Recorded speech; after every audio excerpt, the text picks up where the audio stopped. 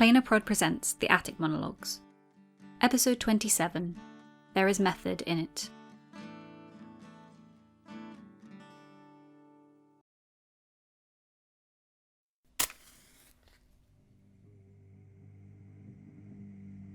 There is a girl who has been falling apart, just as long as she has been put together.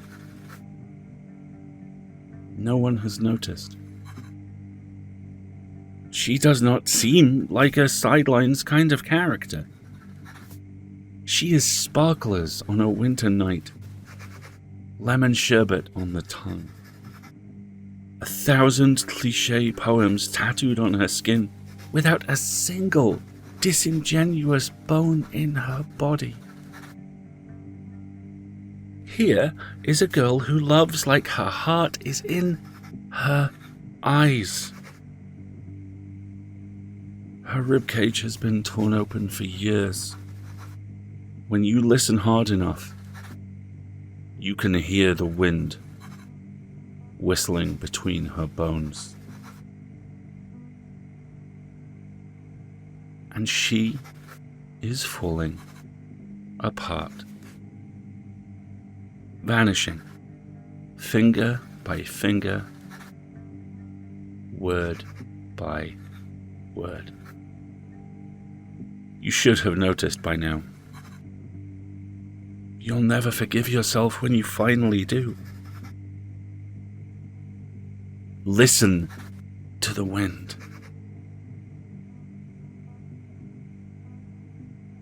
Haven't you realized it is getting louder while she gets quieter?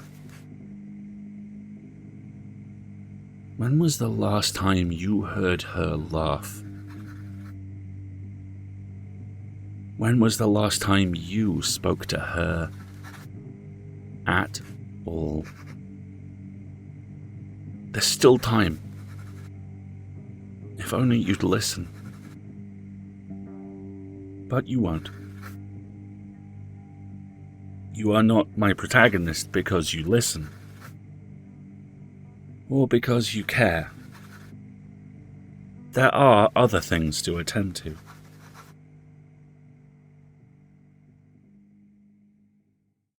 Sometimes, though. Sometimes I wish you would.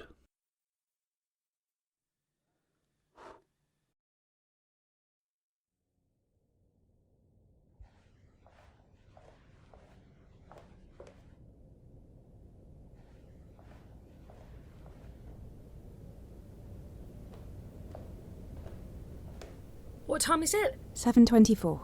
Okay, cool. And we said... 7. Don't worry, Nixie. This is still early by our group's standards. Right. Yeah. Okay. Nixie, it's going to be fine. Yeah, sure. Totally fine. What's wrong? I'm just... This doesn't stress you out? Which part? I'm always stressed. I mean, this. The lying. We're going to have to lie to our best friends, Bells. We can't tell them about magic. We can't let them anywhere near this. I won't let that happen. Well then, it's simple. Just don't mention it. Talk around it. Yeah, right, yeah. Except I have, no filter. You know this, Bells. I think it, I say it, there is nothing between the two. The best lies are mostly the truth. You don't have to lie. You just have to leave out the magic. You were attacked by someone in the park, but they were taking out their anger on the wrong person. You couldn't leave your house for a week. You weren't doing well. You went to the library. You visited a market. You cut your hair. Huh. Yeah. Okay. When you put it like that, it doesn't seem so hard. I guess I could do that. It just feels icky. We could tell them the truth. God, no. No way. I've already dragged you into this. I couldn't bear if something happened. It's not your fault. Bells, if I wasn't the protagonist, you would be finishing second year without having to worry about the fate of the whole bloody world. I think that makes it my fault. That only happened when you found out the truth. when we found out the truth. Ambrose and Athery, they're in this because they knew what was going on. God knows who else has gotten trapped in my danger magnet field. Agatha, probably, and anyone else I've talked to in the last 6 months. Raven, Valentine, Sam, Iman, Ollie, Mum. But right now, they don't know anything. And they seem safe. For now. If there's any chance I can keep them that way, don't I owe it to them to try?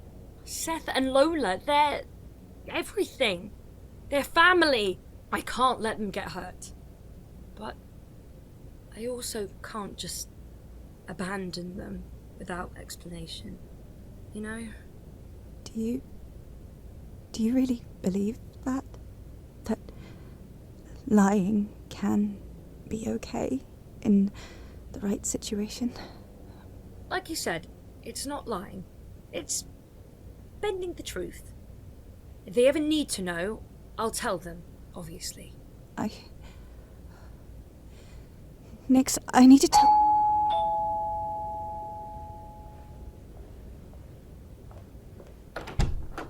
My darlings, how long it's been.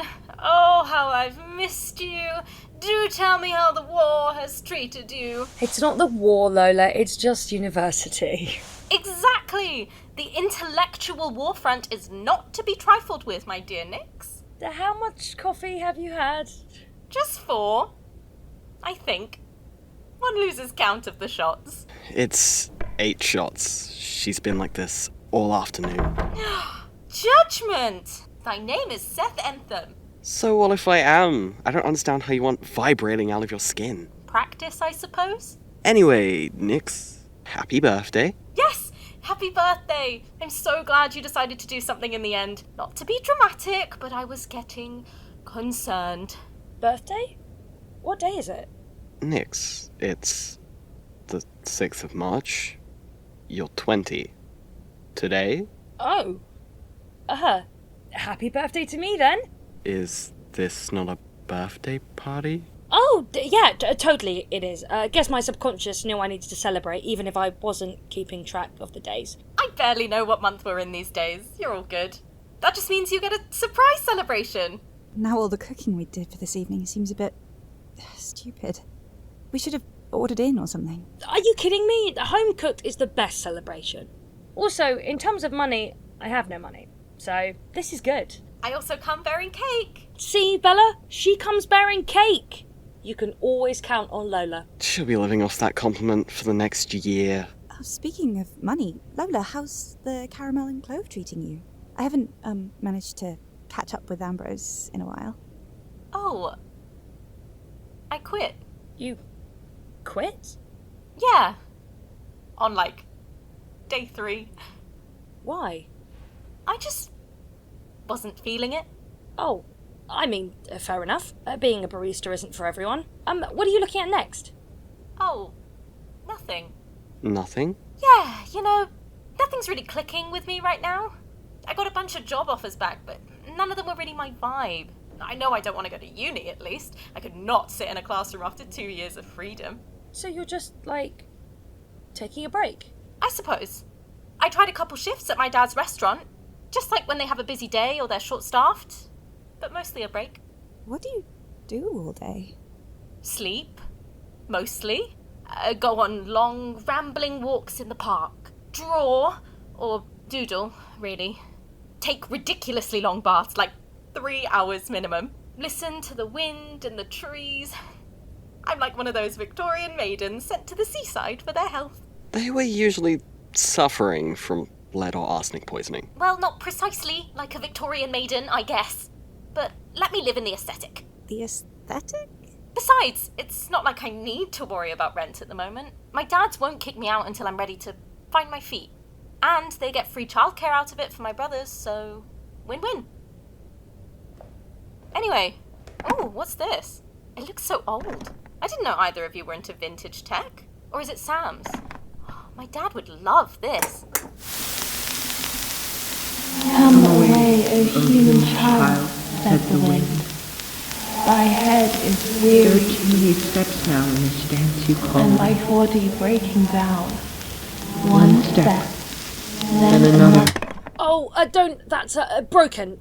It's just a random noise. Don't worry about it. I found it at, this second-hand store in Acton. It tunes into random stations. I can't get it to do anything properly, but it looks cool, right? Sure. So, Nix, why don't you read us one of your monologues? I miss hearing you read creepy things to us. And surely nothing can get us in the birthday mood like a good performance. Maybe another fire one? Or maybe the sea? Or one about forests? You've got to have some scary trees in there, right? I don't know if that's the greatest idea. But you love reading monologues. Pretty please, Nix. It would be the highlight of a very terrible week. What happened? Oh, nothing, really. Just Maisie. Nothing happened with Maisie. I don't want to talk about it. Okay. I guess I can. Just like a short one or something. Nix, can I talk to you for a sec? Yeah? Yeah, sure.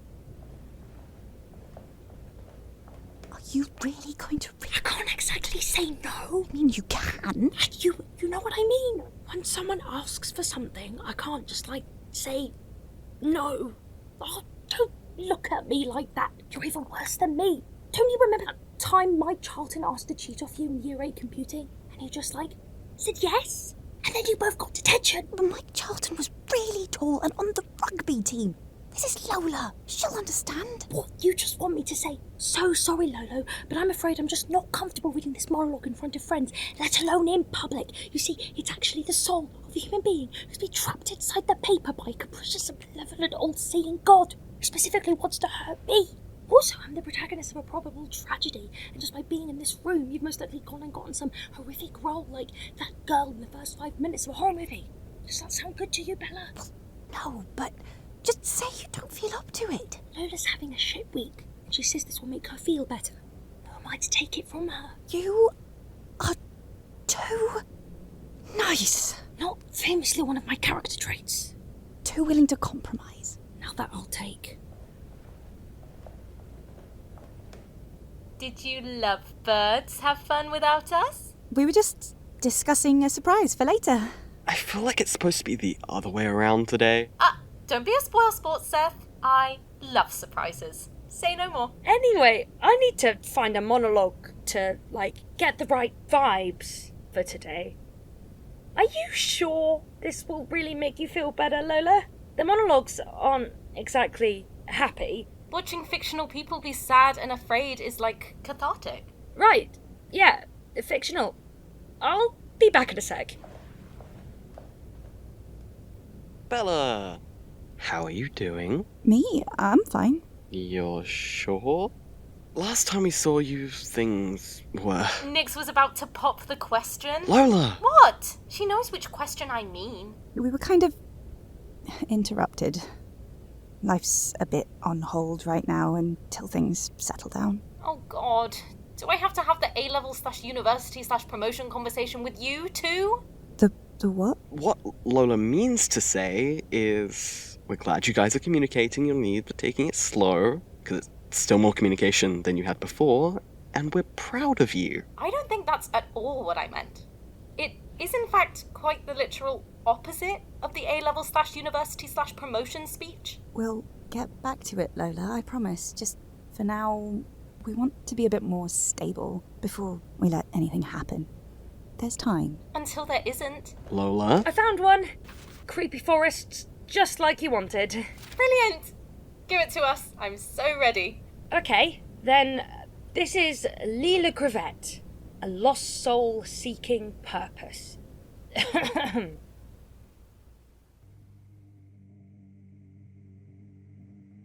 begins with a dream of nails scratching against a wooden door. That same dream every child must have. Of a door they've seen in their house or their school. A door that is always locked. Everything in their imagination is behind that door, caught like a hook. Most children grow up, Most children become the adults that lock those doors from young prying eyes. Most children forget how to dream, the ability stripped from them by the turning wheel. But some children, some let everything else be taken first. Some will forget everything except that door, that anchor, that hook to their childhood of wonder and fear. They poured all their imagination behind it for safekeeping, and are ready to collect what they are owed. Some children come back without the key, but nothing left to lose. The door is no longer the cupboard under the stairs, or the place where the school cleaning supplies are kept. Oh, it looks the same, of course. Peeling paint, fire engine red or bone white. A slight groove in the base from the wear of 20 years of shoes kicking it open. But the door is moved. It is outside now. Freestanding in a field. Embedded in rocks. Lodged in the bark of a tree trunk, surrounded by a forest you recognise but have never visited. And the trees there know your name. You think the world might be ending the first time they call out to you. The first thing you feel is relief. The wind, the trees, the world. Something knows you. Something remembers you exist. Something has noticed the way your body is becoming a shadow, the way your feet forget to leave footprints in the dirt. You have forgotten what it is to be seen, and at first, the feeling burns away skin, flesh, sinew. It bleaches out bones, makes every fogged up thought an awful, crystalline thing. It is patient, this forest, this tree. Or at least, it tries to be. The trees have always found the concept of flesh time hard to understand. They count days like seconds, years like hours. They understand that truly, all they have to do is wait. You'll find a way through that door, whether by force or as your essence rots into the ground. But the trees also want to be kind. They want to give you the gift of everything you left behind that door. They remember magic, true magic. They remember give and take. They are tired of giving only to the dead. A corpse cannot wander. You know this intimately. You have felt like one for years. Things happened in between. You aren't sure when you became the ghost haunting your own skin. You went to university at some point. You don't remember it, not fully. 100 faces, 100 conversations, the same each time. Where are you from? What course are you doing? Where's your accommodation? Alcohol and sleepless nights and thousands upon thousands of words through your fingers. No wonder the time slips through them. But you were there. You graduated. You got a job. You have a job, most likely. You go to work, but what do you do there? You come home, you cook dinner. You don't remember what you've eaten for each meal, how exactly you got from point A to point B. But you did. You must have. Money in your bank account goes down and up each month. Never enough, never for long.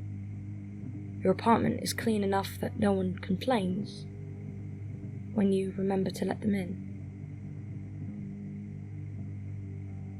In the corner of your mind, the trees grow louder. The door rattles. Your stability is growing thin. You knew as a child not to open that door. No matter how much the curiosity chewed you apart at night, no matter how many times the dream visited you, you knew that everything would change. Your world was already a taped-up mirror. Your footsteps were already so quiet. You could not bear the idea of change. The trees knew this. They've always known.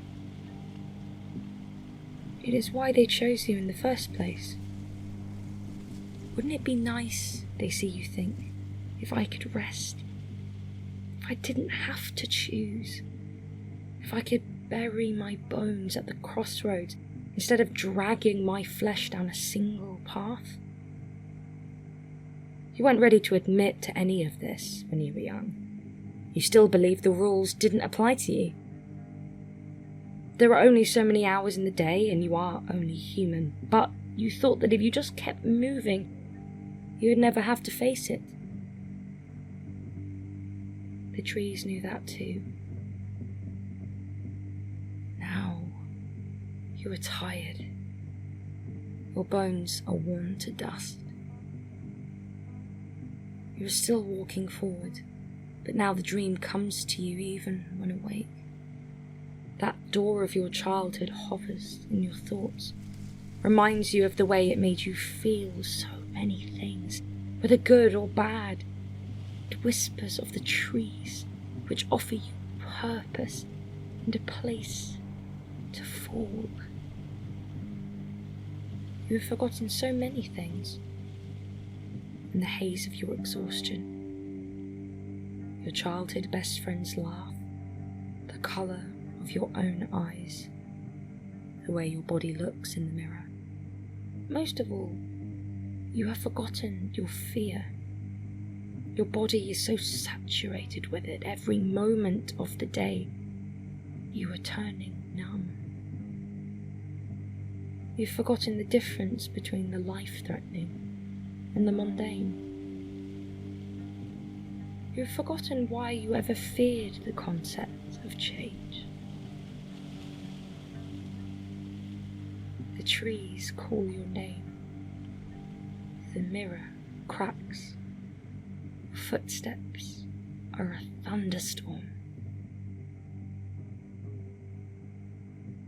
You open the door and walk into the embrace of branches and roots. You'll be happy here, just as I am, I promise. You'll never have to choose what to have for dinner each night, whether food or electricity is more important. You'll never have to wonder if your existence is worth anything at all. Here, we feed the trees. We feed the world. We bask in the sun and the twilight and the wind.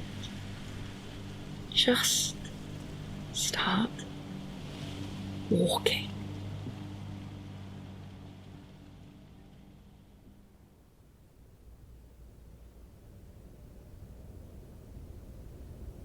So, there you have it, the vibes and all that stuff. Should we watch a movie or something? Yes, a movie sounds like a good idea. Please don't make us watch Much Ado About Nothing again. It is my birthday, Seth. You're saying I can't watch my favourite movie on my birthday? Well, no, but it is like 5 hours long. That is factually a lie. How about the Percy Jackson movie? That is literally no fun for anyone unless you're incredibly wasted. What about Stardust? Ooh, I can always watch Stardust. Yeah, let's do it. Oh, but first, please, let's get some food. I cannot take sword fighting to the can seriously while I'm hungry.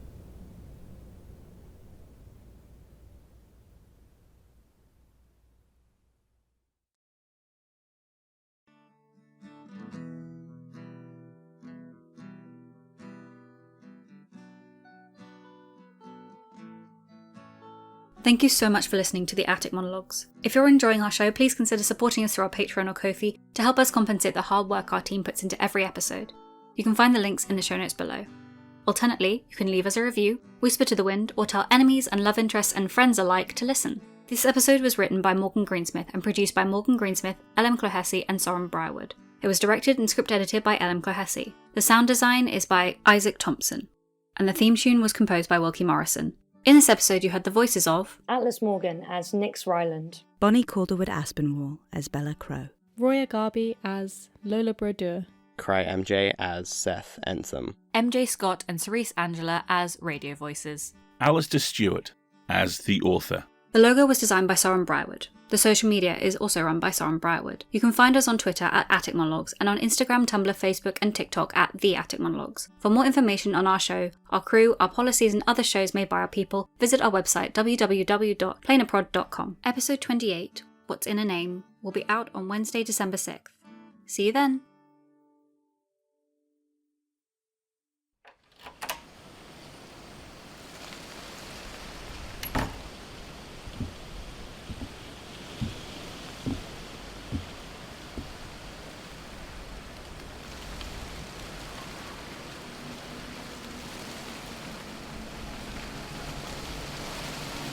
What do you want from me?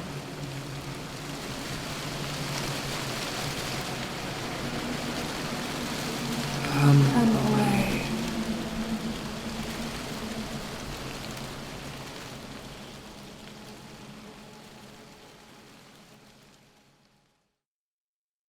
Today's episode features a trailer for Warlock, a D&D-inspired audio drama following one girl's quest to discover the origins of her mysterious magical powers. With incredible world building and characters, we know fans of the Attic Monologues will love this. So without further ado, Warlock.